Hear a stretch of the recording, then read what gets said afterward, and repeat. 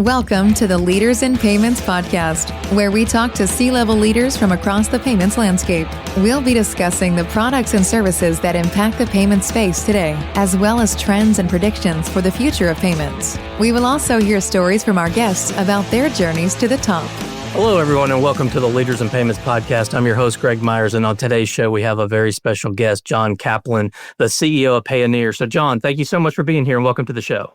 It's really great to be here. Thanks for having me.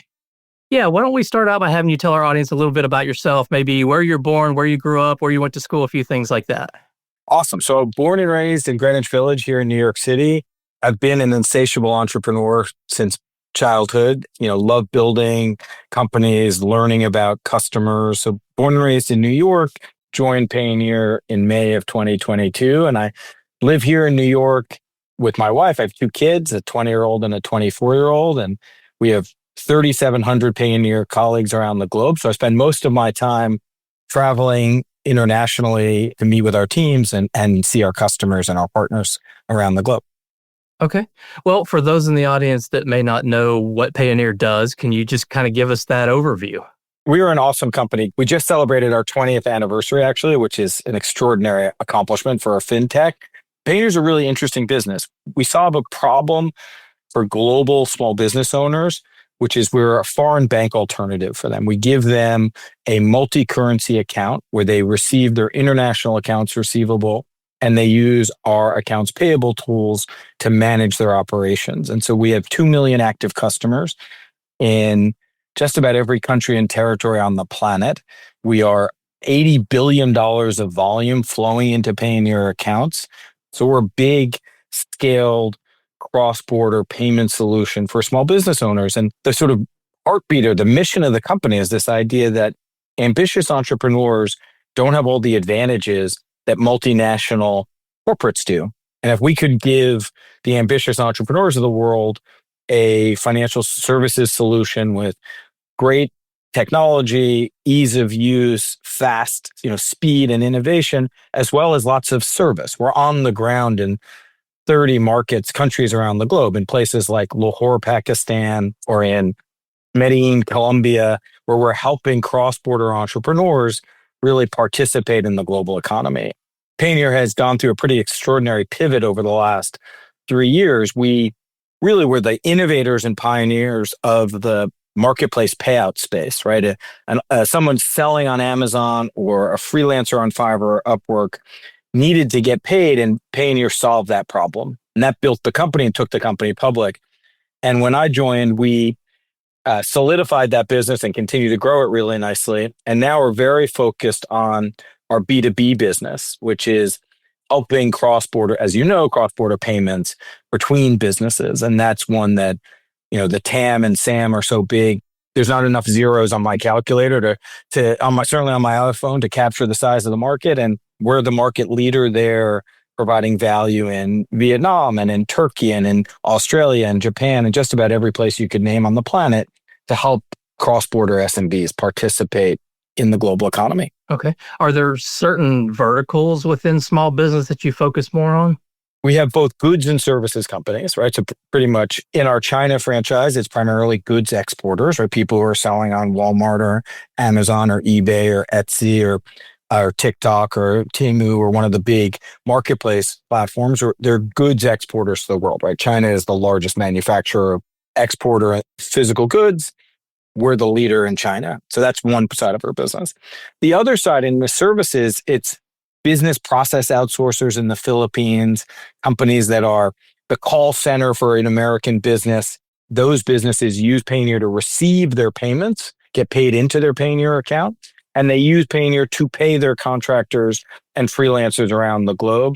And companies here in the United States, there was one that was at our 20th anniversary, Bo Pilgrim, that runs a business in Louisiana that helps insurance companies in the U.S. outsource some of their operations around the world. And Bo's team uses Payoneer to manage their payments to all their contractors globally, and they help other insurance agents around the U.S. do just the same. There isn't one size of SMB. There isn't one industry. It's marketing services companies in Dubai. It's software developers in Argentina. and BPOs in the Philippines. And what I think is pretty powerful about that, Greg, for us is because we're so global and so diverse. In the last couple of years, there's been lots of macro shocks to the industry, and we've had, which is really friggin' awesome. We've had 16% compound annual growth since I became CEO each quarter. And that is really impressive when you think about the size of the global economy and all the shocks that have happened, that we've been able to just steady our deliver. That's really a testament to the Payoneer team around the world. That's the best people I've ever had a privilege to collaborate with. I want to make sure I understand. When you're a small business, you set up an account, but it's not like a checking account, but you do have money flowing in and out. Can maybe you explain that a little bit? Sure.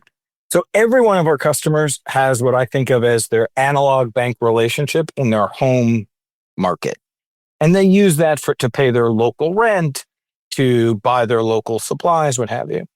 But in most parts of the globe, you're a global company from day one when you get started. You're either sourcing supplies or talent or capability outside of your borders, or you're selling your capability outside of your borders. And when you do that, you might be getting paid in dollars or yen or euro or what have you.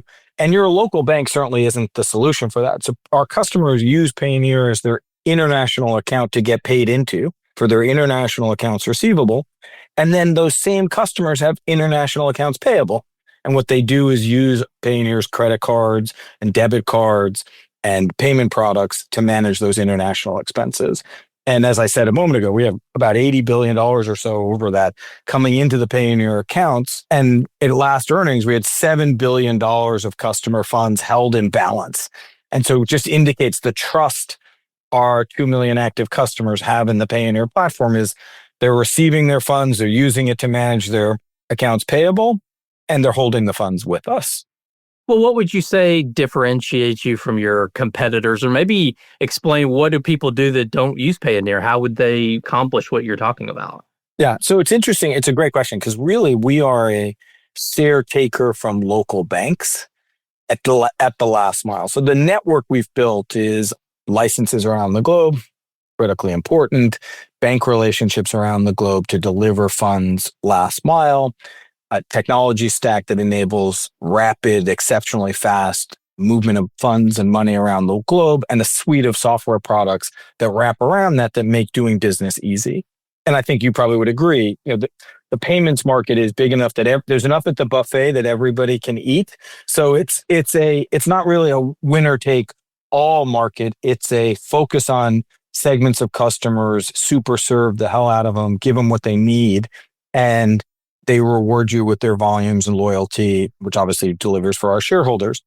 We largely take share from local banks. The alternatives would be to use, frankly, the technology that existed when our parents were running businesses, 1970s level, wait 3 weeks, hope to get paid and pay exorbitant fees in the process.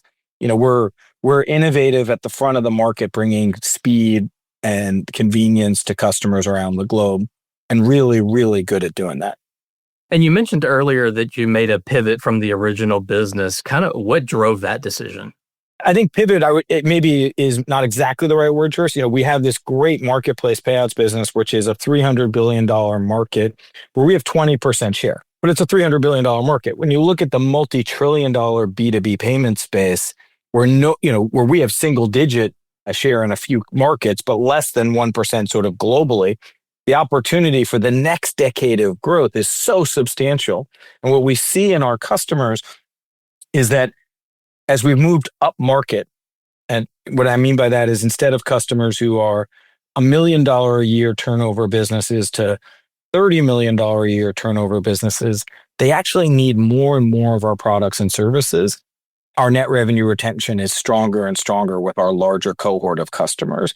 And so by moving into the B2B space, not only is the addressable size of the pie bigger, but our net revenue retention stronger, the ARPU or revenue per customer is greater, and the number of products those customers are using is more and more. And that, really feels like, the powerful part of our value prop is to support businesses that are underserved by the multinational banks, but have all the complexity of multinational companies. Okay. And you mentioned earlier, you talked a little bit about like the macro events and how you guys have been able to push through those and continue to grow.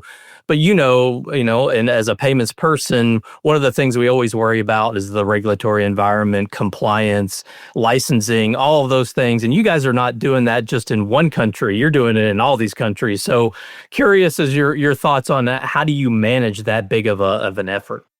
We operate in difficult to operate parts of the globe and do so with a very intense focus on doing it as well as we possibly can and improving. But we believe our relationships with regulators and banks is part of the moat that helps to build the brand and trust of Payoneer. And so we announced that we had acquired a PSP in China. That's a strategic move. We've shared that we've applied for the appropriate licenses in India to expand our capability in India. We continue to look to new markets to add licenses and relationships to continue to build a shell or, a regulatory shell around Payoneer that our customers and the partners we do business with can trust. And that is a super priority of ours because I think people look at the volumes of money moving around the globe and think, oh, wow, I want to get myself a piece of that, but don't understand the responsibility that comes with it. And we take those responsibilities as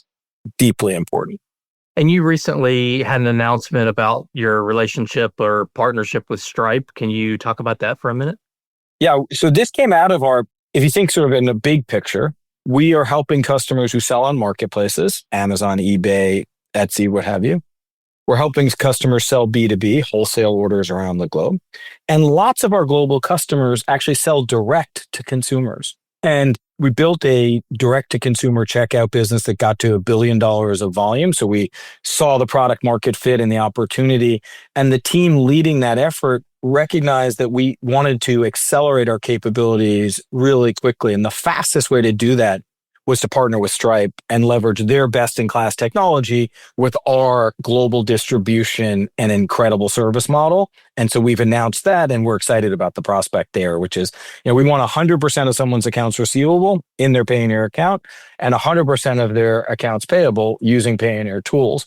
And if building our ecosystem of partnerships with Stripe or MasterCard or fill in the blank potential partner, we think that's a better way to serve customers.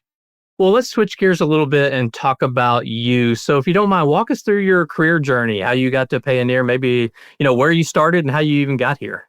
Well, I started on 9th Street in Greenwich Village in Washington Square Park. So I was an English major. This is a dream come true to work at Payoneer. It's an extraordinary group of people.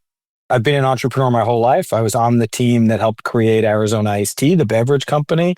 I led marketing for the expansion of Starbucks across east of Chicago when that was happening. Was on the team that really helped build and think about what the first wave of the internet was when I was at About.com in 98, 99, and 2000, which was an extraordinary journey. Then went to Ford Models, the fashion talent firm, and modernized that business, which was a really interesting experience and taught me sort of the value of platforms. Both About was a platform to empower content creators. Ford Models was a platform to empower people in the fashion industry. And then started a firm called Open Sky to help small businesses sell on the internet, and ultimately sold that to Alibaba Group, where I went to lead the modernization transformation of Alibaba.com, which is, when I got there was $800 million of revenue and 200 of EBITDA. When I left, it was $3.5 billion of revenue and 800 of EBITDA. Really the fastest growing, most global part of the Alibaba franchise. And that's when I met Scott Gallett, who was my predecessor here. And we were taking a walk in Central Park during COVID, like two middle-aged dads, who are obsessed with cross-border trade and small businesses. And we're taking a walk in the park. I was like, hey, Scott, I think I'm leaving Alibaba. I'm not sure what I'm going to do next. And he said, well, why don't you take my job? And I was like, that sounds like the best job in the world. I'd love it. And said yes on the spot. That's awesome. So what was it about Payoneer other than having that relationship that attracted you so much? Well, the culture of Payoneer is extraordinary, right? Like this is a company of entrepreneurs for entrepreneurs. And so we have 2 million customers. who speak every language, sleep in every country, grew up in every tradition you can imagine. So there's something very empowering about being in service of other people who are trying to make the world a better place for themselves and their families. Like that's just like jump out of bed in the morning stuff. So that was one. The second is it's a big challenge, right? To join a firm in its 16th, 17th year responsible for modernizing, transforming it, and re-energizing growth and profitability in an industry you haven't worked in before. It requires an equal combination of chutzpah, which is in Yiddish for courage, and just curiosity. And I love helping other businesses be successful. And at Payoneer, we get to touch lots of companies and help them achieve what they're trying to achieve. And it's working, which is really nice. The team we've assembled here is a combination of insurgent entrepreneurs, extraordinary payments people, great deal makers and innovators. And the orchestra's playing pretty nicely together these days. And so I feel like this next decade for Payoneer is going to be a great one. That's awesome. That's awesome. So what are some things you're passionate about? Maybe one work-related passion and one personal passion. So the work passion for me is I like to champion the underdogs. So what we did at Payoneer is we created a top talent program where when I first joined, we're in our third or fourth cohort, where we take high potential, high impact people who are the future leaders of the company that maybe haven't gotten the recognition or opportunity. And we've created a year-long curriculum about the company and opportunity to inflect and influence the business we're building. And it's cross-functional, it's global. So you have people from Vietnam and Brazil and China and Israel and the US all coming together as a cohort to grow. And I love that. And I think it's awesome. And it's customer-centric and employee-centric. And it's, I think, showing really great progress for us. And outside of work, well, besides my family and my kids, which I adore, I'm someone who likes to spend a lot of time in museums and explore art and creativity and understand the creative process and where people seek inspiration and how they take that inspiration to create things. So when you travel, do you take extra time to visit places like that? I do. I actually do. If I'm lucky, I try to get an hour in whatever museum, wherever I am in the world. In the next couple of weeks, I'll be in Boston, London, Tel Aviv, and San Francisco in the next 3 weeks. And so I'm hoping that there'll be a 45-minute pit stop along the way in each of those destinations. Nice, nice. Well, John, if someone comes to you and they're interested in maybe a career change into payments, or maybe they've just graduated from college, they look at fintech as an exciting industry and they want to build a career there, what kind of advice would you give them to help them be successful? I think the first thing is there is no substitute for really studying and learning and being curious, right? So I think the payments industry is, in a funny way, kind of insular, where payments people only talk to payments people. And I actually think the industry benefits when career switchers come in and learn and then ask why. Keep asking why. Why do we do it this way? Why is the firm set? Why were these the rules? Why? And that's one of the reasons I think the stablecoin innovation is pretty exciting, because some of those innovators now in the context of the Genius Act have been asking why and talking about innovative solutions that may bring value to customers in the past that hasn't been there. And those why questions, I think, lead to breakthroughs. So that'd be one I think I would suggest is, and then listen more than you speak in the beginning. It's always, you save your powder for when you know what you're talking about, not for when you're, shooting from the hip. Well, one final question before we go. Let's talk about the future a little bit. Where do you see payments headed? Where do you see Payoneer headed? Just curious about your outlook on the future. Yeah, I think one of the things that's fascinating about the payments industry is payments had sort of been pipes and sort of plumbing. And like nobody thinks about the pipes and the plumbing until they stop working. And I actually think payments can be a lot more than pipes and plumbing. It can be value accretive to customers. And we're certainly seeing that in our business. When we see our net revenue retention numbers for our best cohorts of customers are really strong. And they're strong because they're using both payment rails and software together. And so I think the sort of narrow definition of what a payments firm is, I think is probably long-term going to expand more broadly. So that'd be one area. Another is certainly in the innovation in stable coins and blockchain technology for treasury work, I think we've shared at our last earnings, we're leveraging our massive scale and incredible last mile to begin to explore ways to deploy things in a pragmatic way. And that's underway. I think that's exciting. We've added a workforce management component to our offering, which is fantastic, where we're actually helping people manage the employees and contractors outside of their home market in a way that shows you can do business globally with your payments and your employees in one platform at Payoneer. I think that's pretty exciting for us. Okay. All right. Well, John, before we wrap up, just want to open the floor, see if there's anything we may have missed, anything else you wanted to cover before we, close up the show. Yeah, I think one of the things about Payoneer, and certainly my approach and our approach at Payoneer, has been this sort of innovation agenda is in full swing here. And taking a business like Payoneer that had experienced hyper growth through the pandemic and then 5% growth right after, we re-accelerated that. In 24, we were a 20% growth business. We were solidly a mid-teens grower in the first half of this year. And given all the macro dynamics that have gone on with tariffs and the like, we feel really great about our execution and performance. And for the young people who are paying attention out there, the water is warm, hop into payments. It's a lot of fun here, even if you come from outside the industry, because they're smart people looking for creativity, and we certainly are. So we have open jobs, apply. Awesome. Well, John, thank you so much for being on the show today. I know your time's very valuable. So again, thank you so much for being here today. Greg, thanks for having me. All right. And to all you listeners out there, I thank you for your time as well. And until the next story. Thank you for joining us this week on the Leaders in Payments podcast. Make sure you visit our website at leadersinpayments.com, where you can subscribe to the show and where you'll find our show notes. If you enjoyed listening, please share on your social channels as well.